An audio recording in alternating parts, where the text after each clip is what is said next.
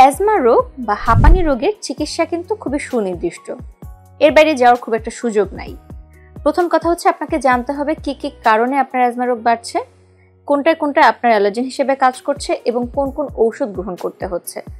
অনেকেরই দেখা যায় ওষুধ গ্রহণ করতে হয় না, মাঝে মাঝে হঠাৎ করে যদি তার কাশিটা বেড়ে যায়, কাশির সাথে কফ আসে এবং একই দিনে রিলিভার জাতীয় যে ওষুধটা রয়েছে ইনহেলার ডিভাইসের মাধ্যমে নিতে হয়, এটি খুব ঘন ঘন নিতে হচ্ছে, না হলে কাশি কোনোভাবেই কমছে না, তাহলে আপনাকে বুঝতে হবে যে আপনার অ্যাজমা সংক্রমণ বা অ্যাজমা অ্যাটাকটা বেড়ে যাচ্ছে। কারো এমন অবস্থা হয় যে রাতের বেলা ঘুম ভেঙে যাচ্ছে কাশির কারণে বা শ্বাসকষ্ট খুব বেশি বেড়ে যাচ্ছে, তার মানে বুঝতে হবে এটি আপনার অ্যাজমা অ্যাটাক বাড়িয়ে দিচ্ছে।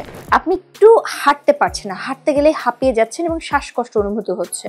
আপনি বসে আছেন তখনও আপনার এই শ্বাসকষ্ট ভালো হচ্ছে না, আপনার তীব্র মাত্রায় বুকে চাপ দিয়ে ধরছে এবং সেটি অনেকক্ষণ ধরে থাকছে, তার মানে বুঝতে হবে যে এটি আপনার আর স্বাভাবিক অবস্থায় নেই এবং আপনাকে চিকিৎসকের পরামর্শ নেওয়ার সময় হয়ে গেছে। আরেকটি ব্যাপার হচ্ছে আপনি একটি কথা সম্পূর্ণ শেষ করতে পারছেন না, তার আগেই আপনার শ্বাসকষ্ট শুরু হচ্ছে। এই কয়েকটি মাত্র উপসর্গ যদি থাকে তাহলে বুঝতে হবে যে আপনার অ্যাজমা নিয়ন্ত্রণে আর নেই, আপনার চিকিৎসকের কাছে যাওয়া উচিত।